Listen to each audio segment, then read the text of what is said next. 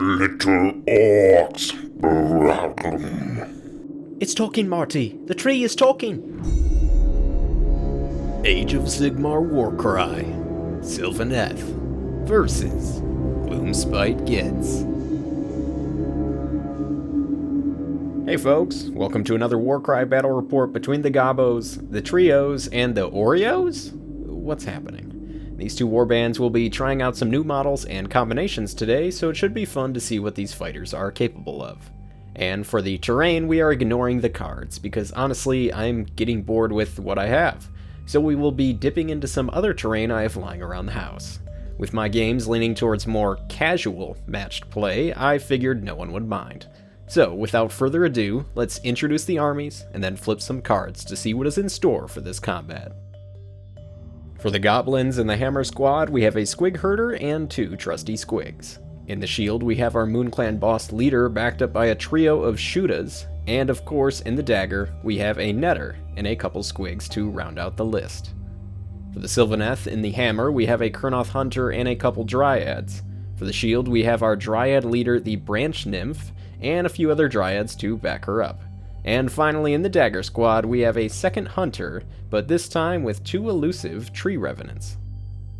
Now we move on to the cards. For the terrain, get out of here, cards. This is the table I've set up today. This underground mineshaft is perfect for a goblin's home, but probably not a tree elf person thing. A lot of shooting for these two warbands, some cover may be key in this matchup. Alright, let's move on over to deployment. And we flip over Close the Jaws. Both shield squads will pop out round 1, and everyone else will head in for round 2. Off camera I rolled, the goblins will be the blue deployment and the Sylvaneth the red. For the victory card, we get Sudden Death. So for this, we set up two objectives on the board. And to win, you just need to control both objectives by the end of a battle round. Simple as that. After this, we jump on over to the twist card and we get Battle of Wits. Looks like each player will receive an additional wild die at the start of the game. That may come in handy.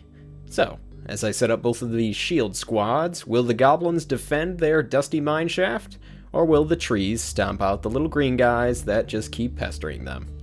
Let's jump on into some turn 1 initiative. Gloomspite will start things off with rolling up their dice, and they end up getting a couple doubles and a pair of singles. On over to the trees, and they end up rolling the exact same thing. This means a roll-off, and the goblins will have the initiative. For both warbands, they will save up their wild dice for next round, as they don't have too many fighters to complete actions. So the turn will start with the Gloomspite Gitz. This little shooter here will take its turn double moving closer to the far objective, actively holding it for the goblins. And just like that, we'll move on over to the Sylvaneth, who will oddly enough do the same thing towards, well, the other objective. This round may be a bit boring, folks. Anyways, back to the goblins and another shooter who will follow suit and join his other pal on the far objective. After the goblins move, this dryad will actually go on the offensive, move up to a shooter, and for its second action attack in, and just for kicks and giggles, we'll use the onslaught ability to give her another die to the roll. So this dryad hits on 4s here into the archer and manages to deal in 2 points of tree piercing damage. After seeing this, another shooter will activate and take a calculated risk and fire 2 shots into a dryad that is yet to activate. Hitting on 4s here, and the archer rolls amazingly well on 4 dice and deals in 8 whopping damage, almost taking out the tree folk. This will end things here and move things over to a dryad that was just pummeled with arrows. This poor thing will just take its turn moving up and over to the objective to better hold it for the Sylvaneth, and then just pass its turn. Things will then turn on over to the Moonclan boss, who will use the rush ability to get farther away and land right on top of the far objective, giving the goblins the boost there to hopefully hold it for a future turn.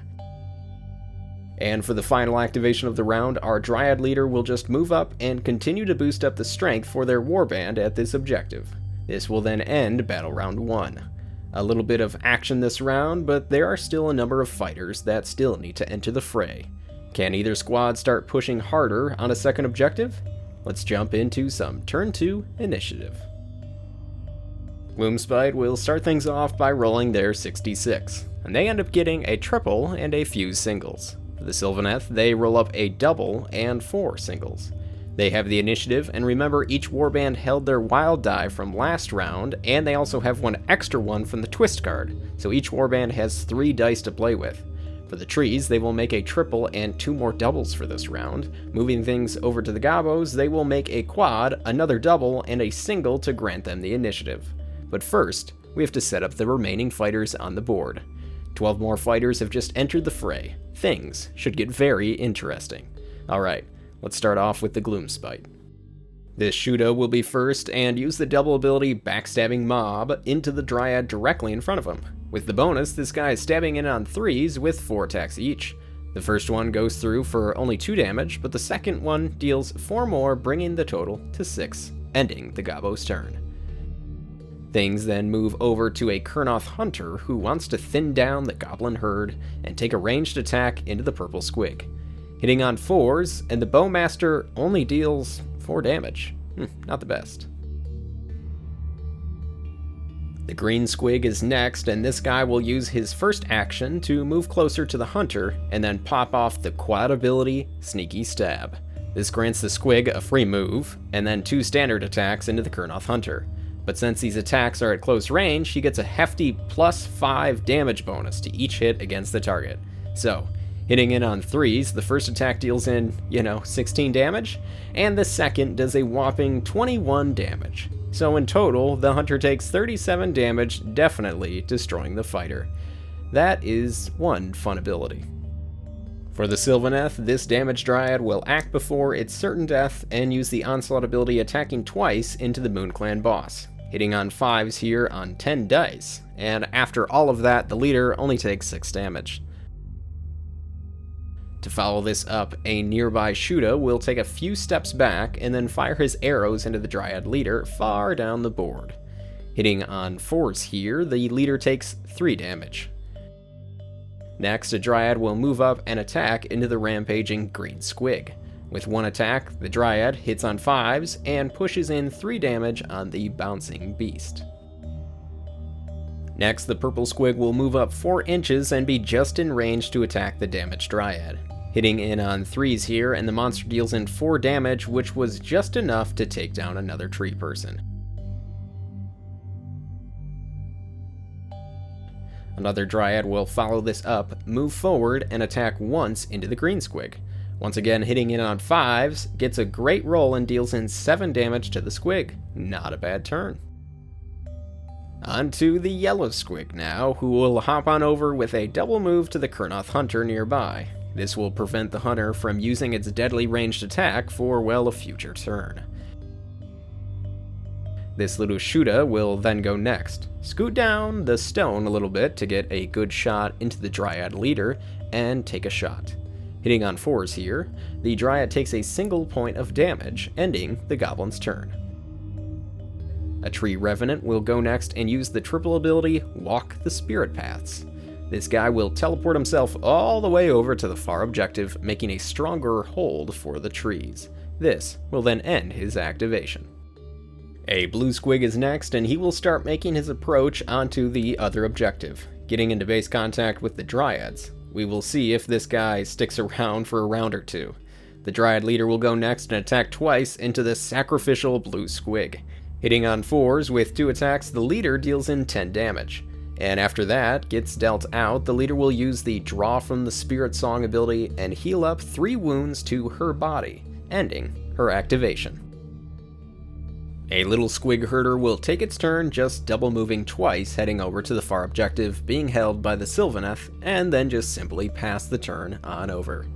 Onto the other Dryad, who is near the blue squig. It will attempt to attack in order to take it down. Hitting on 5s here, the first attack deals in no damage, but the second strike deals in 6 damage, which is enough to eliminate the fighter. That was almost pretty embarrassing. After this, the nearby netter will move forward and end its turn so that he is within net range if he so decides to throw one in the next round. A nearby Dryad who is not gone yet will move up and try to disrupt the netter's plan, and attack in for its second action. Poking in on 4s here, and only manages a single point of damage. The final activation for the Gloomspite Gitz will be the Moonclan boss, who will move away from their currently held objective to start to go on the offensive and move towards the other objective, ending his turn. And the final activation of the round is the Tree Revenant here, who will just double move and end its turn.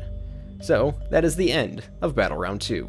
Things are definitely getting a lot more spicy here, and lots of combat is happening. I am sure a few heads may get toppled in the next round, so let's move on over to some initiative. The Gloomspite Gitz are first, and they will roll. They end up getting a pair of doubles and a couple singles. The Sylvaneth will then roll, and they end up getting almost the exact same dice. With a tie, we go on to a roll-off, which the Sylvaneth win. They decide to make a triple, and the Gobos will make a single, granting them the first turn. So, round 3 then begins with the green squig, who wants to deal out some damage. This green blob will use the Onslaught ability and attack into the Dryad directly in front of it.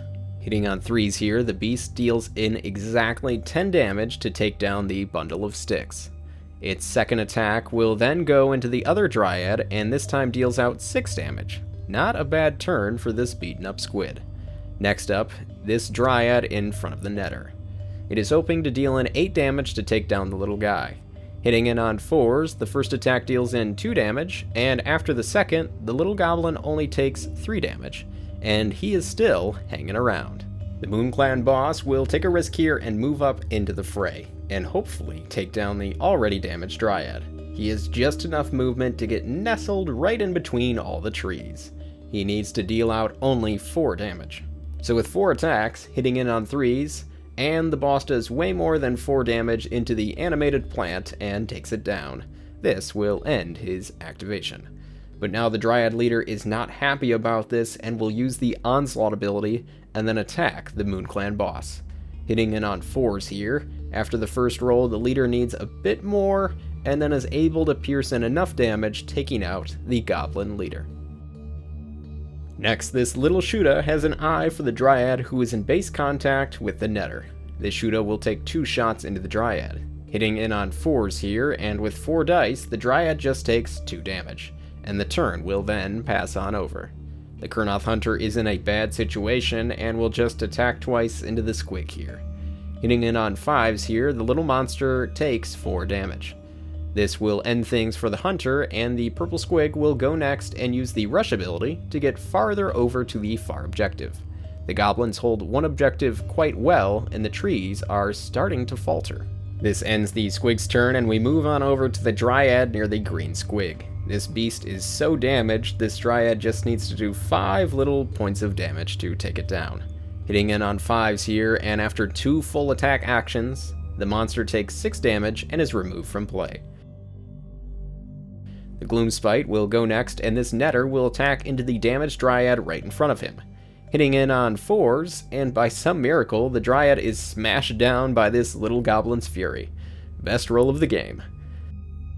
On to the Sylvaneth. This Tree Revenant will use the Walk the Spirit Songs ability and get up into the mix on the far objective. Unfortunately for him, there are not too many spots to land away from the encroaching goblins. And then we'll pass its turn. The Shuda will then go and start closing in onto the far objective to hopefully claim it for themselves. After this move, we have the final activation for the Sylvaneth, and this Tree Revenant will just sit still and hold down the objective. This turns things over to a Squid Herder, who will move up and put its stamp on the Sylvaneth objective, and end its activation. Quickly over to another Shuda, who will just sit still and hold the Goblin objective. And for the final activation, the yellow squig will attack into the Kurnoth Hunter. Hitting in on 3s here, and the monster deals in 14 damage, which is nothing to scoff at. After this will then end Battle Round 3. The Gloomspite Gitz seem to have a good hold on the left objective, and they are starting to make moves onto the Sylvaneth held objective. Can the trees hold off the Goblin invasion? Let's find out in Battle Round 4. But first, we have some initiative rolls. For the goblins, we roll up our standard dice and get a double and 4 singles. The Sylvaneth roll again, and of course they end up getting a triple and 3 singles. The goblins will turn a single into a double, while the trees will make another single, granting them the first turn. The Dryad leader is first and will move and then attack into the squig herder that is in the objective zone, hitting in on 3s here, and unfortunately 4 damage is not enough to take down the fighter. The herder will then retaliate back and give a boost to its attacks with the onslaught ability. This means 8 attacks coming in, hitting in on 4s, and the herder pokes in 8 damage into the Dryad leader. This is not going very good for the trees. But they have the next go, and this tree revenant will go on the offensive, move up, and then attack into the damaged herder, hitting on 4s here and deals in plenty of damage to, well, take the goblin down. The gobbo with the net will take his turn next and start to damage the dryads.